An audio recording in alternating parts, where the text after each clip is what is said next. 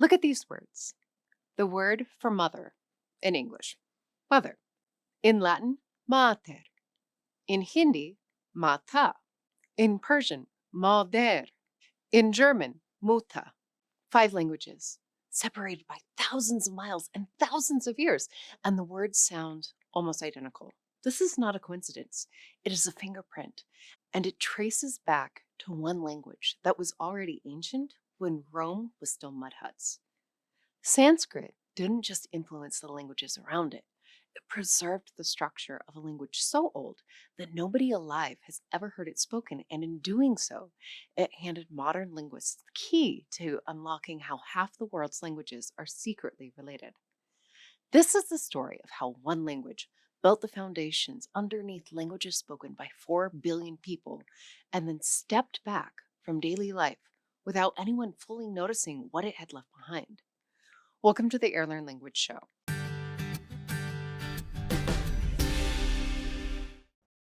This video is about a language that nobody speaks as a daily tongue anymore, and yet its fingerprints are on the words coming out of your mouth right now in English, whether you know it or not. It is the story of how one ancient language quietly built the foundations underneath half the world's languages, and then stepped back without anyone noticing.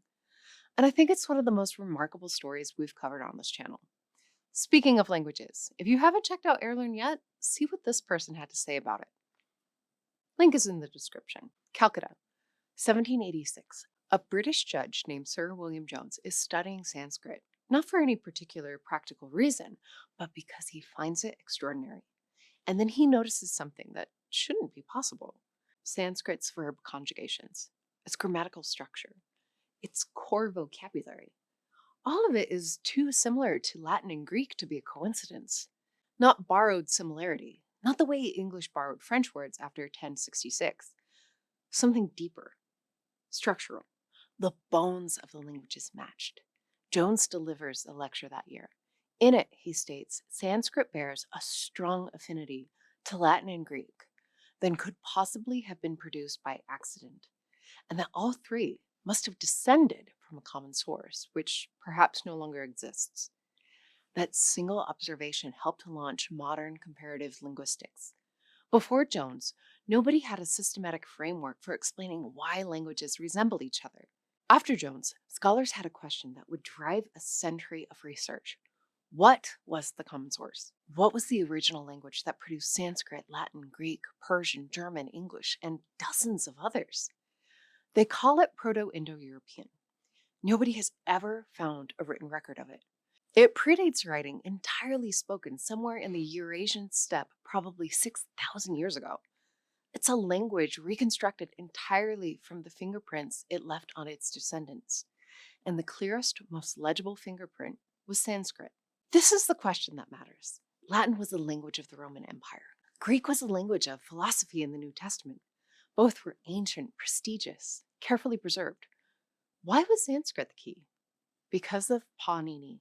Around 400 BCE, before Rome had built its empire, before Aristotle had written his philosophy, an Indian grammarian named Panini produced a complete formal description of Sanskrit called the Ashtadhyayi.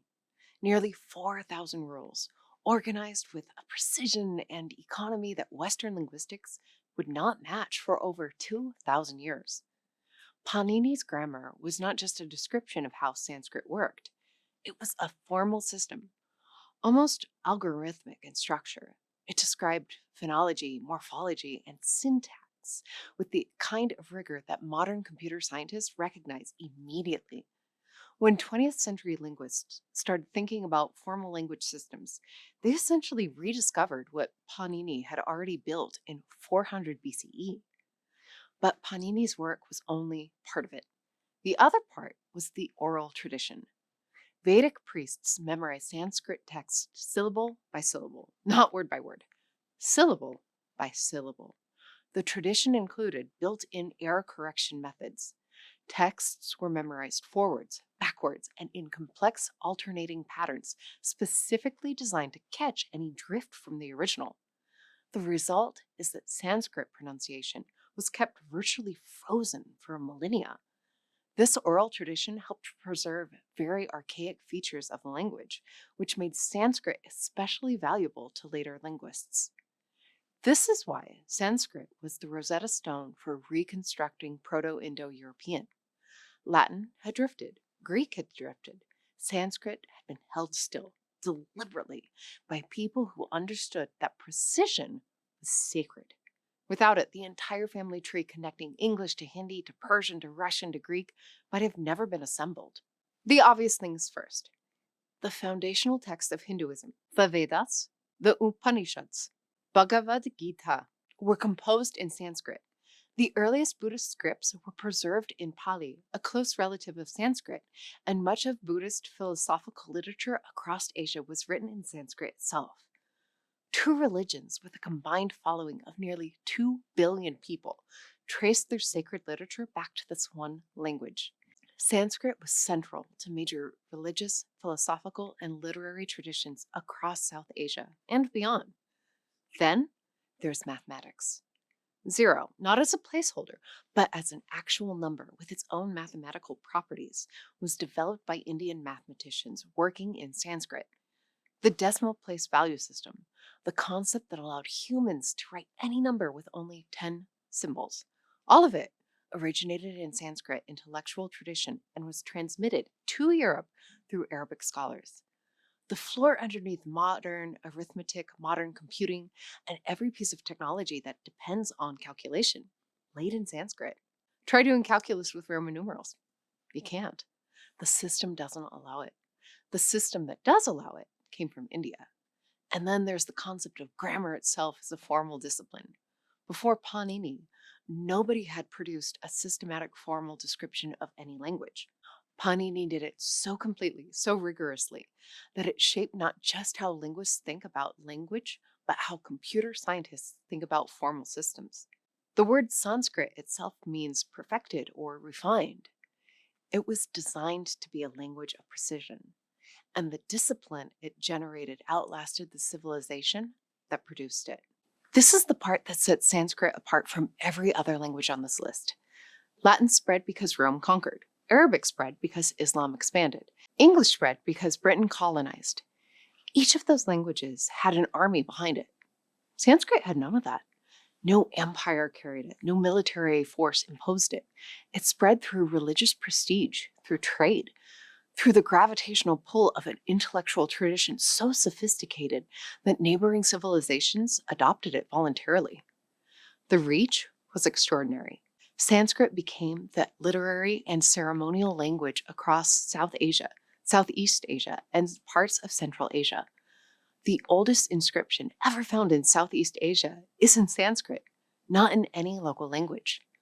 Angkor Wat, the largest religious monument on Earth, built in Cambodia in the 12th century, its inscriptions are in Sanskrit. The scripts of Thai, Khmer, Javanese, Tibetan, and dozens of other languages were either derived from Sanskrit scripts or deeply shaped by Sanskrit vocabulary. A language spoken natively in northern India left its fingerprints on the writing systems of Cambodia, Thailand, Indonesia, and Tibet, not through conquest, but through cultural gravity. People chose Sanskrit because it represented something they wanted to be a part of. That is a different kind of power than empire, and in some ways, a more durable one. Sanskrit was always primarily a language of scholars, priests, and literature, not of common people. Alongside it, ordinary spoken languages were evolving continuously. These were the Prakrits, the everyday tongues that Sanskrit's formal tradition coexisted with for centuries.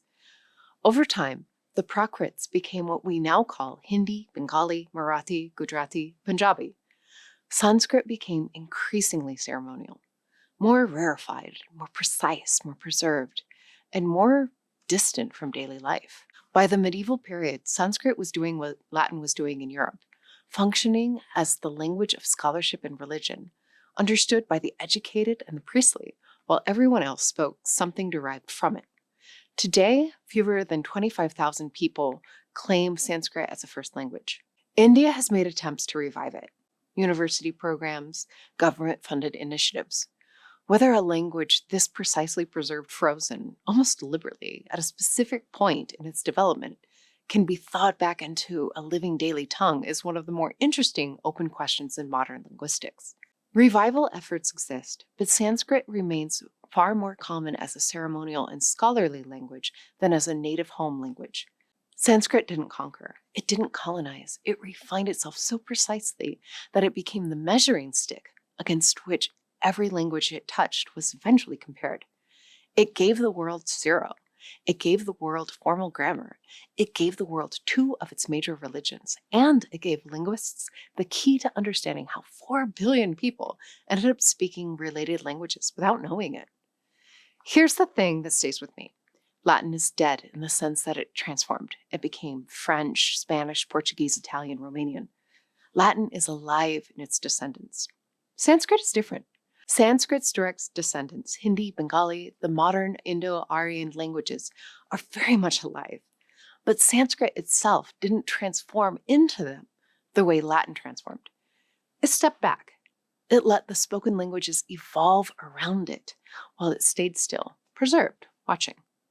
The children grew up and moved away, and Sanskrit stayed exactly where it was, still there, still perfectly preserved, still the clearest window we have into a language nobody has spoken for 6,000 years. Everything those 4 billion people say still has its fingerprints on it. They just don't know it yet. If this video sent you down a rabbit hole into the Indo-European language family, which it should, Airlearn is a great place to go next. Pick any language on the family tree, and you'll find Sanskrit's fingerprints in there somewhere. Links in the description. See you in the next one.